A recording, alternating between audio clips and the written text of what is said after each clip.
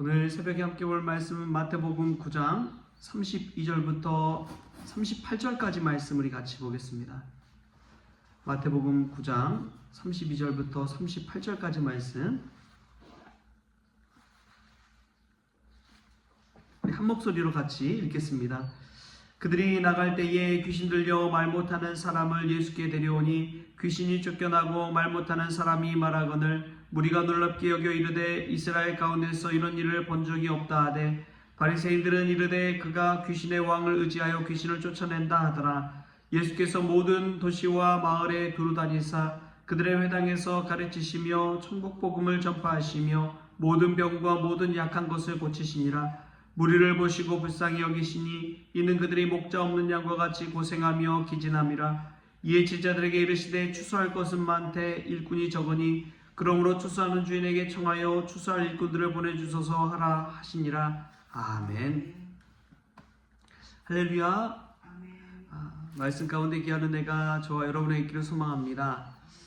저는 안양 시찰의 목사님들과 또 장로님들 몇 분하고 강화도에 시찰의 야유회를 좀 다녀왔습니다. 근데 이제 강화도에 가니까 거기 고려궁지라고 예전에 이제 거란이나 뭐 외세에서 쳐들어왔을 때 왕족들이 이제 강화도로 들어가가지고 궁궐을 만들고 거기서 살았다고 해요. 그래서 궁터를 한번 갔는데 거기 있는 그 해설사분이 그런 이야기를 하더라고요. 이제 강화도 지리를 이렇게 막 설명을 하면서 강화도를 보장지지라고 그렇게 부르더라고요.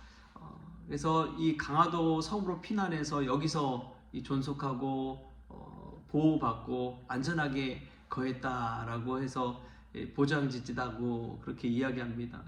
그래서 정조시대에도 규장각이 궁궐 내에 이제 내 규장각이 있고 강화도에 이제 외 규장각이 있대요. 그래서 왕실의 모든 이 기록들을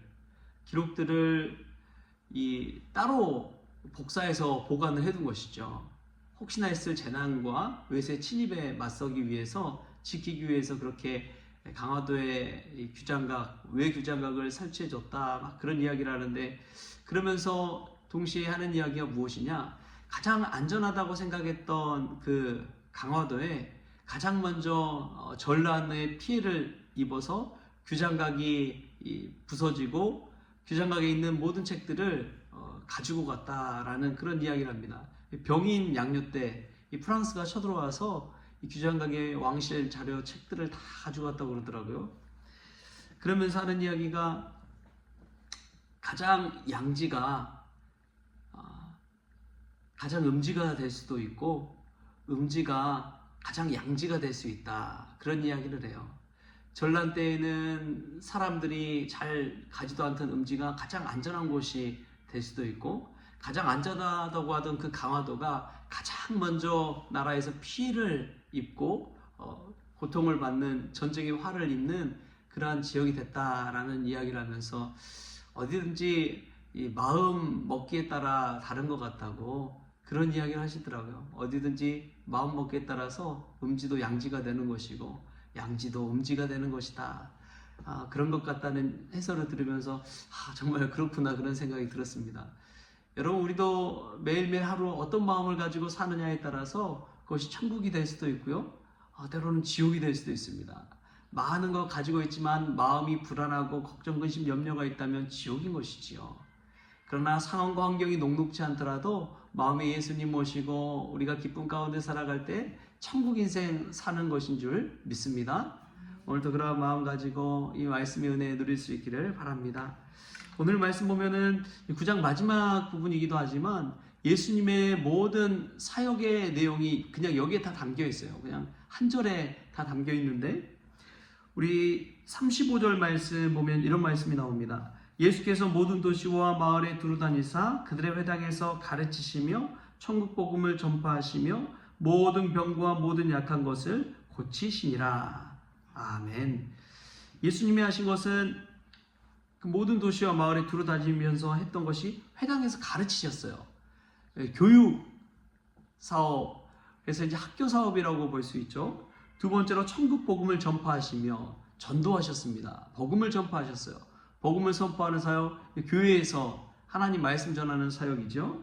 또 모든 병과 모든 약한 것을 고치시니라. 고치고 치료하고 회복시키는 것, 병원 사역이지요. 예수님께서 이 사역의 내용을 세 가지로 압축해서 이 한 절에 담고 있습니다. 예수님께서 하신 일들을 이렇게 함축할 수가 있는 것이죠. 이 내용을 보면 예수님은 늘 가르치시고 전파하시고 고치는 사역을 하신 분이었습니다. 예수님의 사역의 내용이 이와 같아요. 이 모든 것을 우리에게 이 한 절을 통해서 알려주고 있는 것입니다. 우리가 예수님이 하신 일들 참 중요하죠. 이것을 보면 다 생명과도 관련이 있습니다. 다 생명과 관련이 있어요. 사람이 살아가는데, 생명을 가지고 살아가는데 꼭 필요한 그러한 사역, 세 가지 사역입니다. 사람은 늘 배워야 합니다. 늘 배워야 돼요. 어린이일 때도, 아이일 때도 배워야 되고, 중년의 성인이 되었을 때도 배워야 되고, 노년의 노인이 되었을 때도 우리가 노년의 삶을 살아보지 못했잖아요. 그래서 가끔 우리 어르신들이 이 계단 한 계단 한 계단 올라가는 것도 참 어려워하시는 것을 볼 때 젊을 때는 이해가 되지 않지요. 그러나 그것이 얼마나 어르신들에게 있어서 큰 일인지, 계단 한 계단 한 계단 한 걸음 한 걸음 가는 것이, 그것을 잘 모르는 것이죠. 그래서 매일매일 우리는 배우는 삶을 살아야 됩니다. 또 두 번째로 보면은 천국 복음을 우리 주님께서 전파하셨는데, 이 전도의 삶, 복음 증거하는 일, 이것이 우리 크리스천의 핵심이라는 것을 알 수가 있습니다. 그래서 이 교회 성장하는 것을 보면 늘 전도하는 교회가 성장합니다. 예수님의 복음을 붙들고 선포하는 교회가 성장합니다. 그래서 이제 보면은 교회가 이제 세속화가 되어버리고 그런 경우가, 이 복음 선포하는 일을 소홀히 하고 그냥 2차적인 것으로 여기고 고리타분하게 생각하는 것, 그때 이제 교회가 위기를 겪습니다. 늘 교회는 복음 선포하는 일이 가장 우선입니다. 할렐루야. 예수 그리스도 복음 증거하는 일에 힘을 쏟는 우리 성원교회가 될 수 있기를 바랍니다. 또 세 번째로 보면은 고치시는 일, 약한 것을 고치시는 이 사역을 하셨는데, 교회가 늘 힘써야 될 것 중에 하나가 또 구제하는 일이죠. 어려운 분들, 약한 분들 돕고 치료하고 섬기고, 그런 일이 우리 교회에서 해야 되는 일인 줄 믿습니다. 뭐 사회복지 사업이라고도 그러는데, 그런데 이러한 구제 사역에 힘썼는 것 당연히 감당해야 될 일이지요. 이제는 나라에서 이 복지 사업을 워낙 잘 하기 때문에 이제 교회는 하지 않아도 된다라고 하지만, 여러분 꼭 그렇지 않습니다. 이 제도적인 틀을 벗어나서 어려움 당한 이들이 얼마나 많이 있는지요.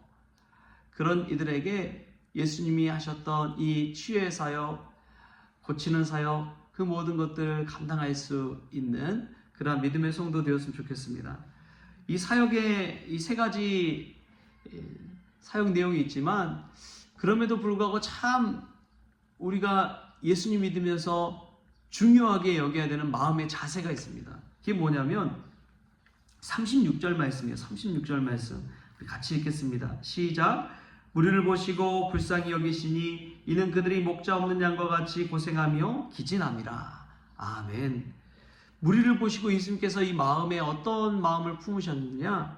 불쌍히 여기셨습니다. 긍휼의 마음을 품으셨다는 거예요. 긍휼히 여기고 불쌍히 여기고 측은히 여기고, 예수님 복음서 말씀을 읽다 보면 예수님이 기적을 베푸시기 전에 보면은 측은히 여기시고 기적을 베푸셨습니다. 오병이어의 기적도 그래서 탄생하게 된 것입니다. 이 빈들에서 먹을 것 없이 이 황량하게 굶주리고 있는 그런 무리들을 보시고 불쌍히 여기셔서 오병이어의 기적을 베푸셔서 먹이신 거예요. 예수님의 사역의 모든 마음 자세는 불쌍히 여기는 것, 긍휼의 마음에 있습니다. 우리가 과시하듯이 교만의 마음으로 막 그냥 부스러기 막 주듯이 그런 것이 아니라 정말 불쌍히 여겨서 긍휼히 여겨서 가서 가르치시고 전파하시고 고치시기도 하신 것이죠. 내게 남는 것을 가지고 하는 것이 아니라 정말 사랑하는 마음, 긍휼의 마음을 가지고 예수님께서 사역하는 것을 알 수가 있습니다. 이 사랑의 마음, 긍휼의 마음을 잃어버릴 때 교회도 타락하는 것이고 신자들도 타락하는 것이지요. 내가 뭐라도 된 것처럼 착각하고 행할 때 교만이 틈타고 죄가 틈타는 것입니다. 그럴 때 시험에 드는 거예요. 근데 여러분, 정말 어려움 당한 아이들을 보면 내 자식이다 생각하고 그렇게 돕는 마음이 불쌍히 여기는 마음이지요. 내 주변에 있는 이웃이 어려움 당할 때 내 가족, 내 형제 자매가 그러한 어려움 당했다 생각하고 돕는 것이 측은히 여기는 것이지요. 또 어려움 당한 어르신이 있다면 내 부모다라고 생각하고 돕는 것이 측은히 여기는 마음입니다. 이러한 마음을 가지고 사역하는 것이 예수님의 마음을 가지고 사역하는 것이죠. 우리가 아무리 좋은 일을 하더라도요, 이 마음에 측은히 여기는 마음이 있느냐 없느냐에 따라서 결과는 판이하게 다릅니다. 내가 대접받고 싶어서 일하는 사람도 분명히 있어요. 내가 높임받고서 칭찬받고 싶어서 섬기시는 분들도 없지 않아 있습니다. 세상에서 영광을 누리기 위해 선한 일하는 이들도 얼마나 많은지 모릅니다. 근데 예수님은 그러한 것들 다 그냥 내려놓으시고 그래서 고치시고 치유하시면서 하신 이야기가 마지막에 늘 그러잖아요. 아무에게도 알리지 말라고. 아무에게도 알리지 말라고. 그런 이야기를 하신 이유가 바로 여기에 있습니다. 자신이 영광받기 위해서 하는 것이 아니라 하나님께 영광 돌리기 위해서 그런 것이지요. 아무에게도 알리지 말라. 단지 예수님께서 그들을 고쳐주시고 또 가르치시고 전파하신 이유는 마음의 긍휼한 마음, 사랑의 마음으로 그 일을 행했기 때문에 그런 것입니다. 우리도 예수님의 사역을 감당할 때, 예수님 닮아갈 때 무엇보다도 예수님의 마음 중심, 긍휼히 여기는 마음, 측은히 여기는 마음, 불쌍히 여기는 마음, 그 사랑하는 마음, 긍휼한 마음 가지고 사역할 수 있기를 바랍니다. 그것이 바로 예수님 닮아가는 길이고 예수님 따라가는 길인 줄 믿습니다. 오늘 하루도 그러한 은혜가 저와 여러분에게 있기를 주신 예수님의 이름으로 축원합니다. 기도하겠습니다. 주님 감사합니다. 예수님을 위한 일을 한다고 하면서도 마음 중심의 교만을 가지고 또 인정받기를 바라고 칭찬받기를 바라고 하는 마음이 우리에게 없지 않아 있다는 것을 깨닫습니다. 선한 일 행할 때에 은근히 내 스스로가 뭐라도 된 것처럼 착각할 때도 있습니다. 오 주님, 주일 감당할 때에 마음에 주님의 마음 자세도 저희들 본받을 수 있도록 주님 은혜 베풀어 주옵소서. 그리하여 긍휼히 여기는 마음, 충분히 여기는 마음, 불쌍히 여기는 마음 가지고 주일 잘 감당할 수 있도록 늘 겸손할 수 있도록 주님 주장하여 주옵소서. 모든 영광 주님께 올려드리기를 원하오며 예수님의 이름으로 기도하옵나이다. 아멘. 우리 주님이 가르쳐주신 기도로 오늘 새벽 기도를 마치겠습니다. 하늘에 계신 우리 아버지여, 이름이 거룩히 여김을 받으시오며 나라가 임하시오며 뜻이 하늘에서 이루어진 것 같이 땅에서도 이루어지이다. 오늘 우리에게 일용할 양식을 주시옵고 우리가 우리에게 죄 지은 자를 사하여 준 것 같이 우리 죄를 사하여 주시옵고 우리를 시험에 들게 하지 마시옵고 다만 악에서 구하시옵소서. 나라와 권세와 영광이 아버지께 영원히 있사옵나이다. 아멘.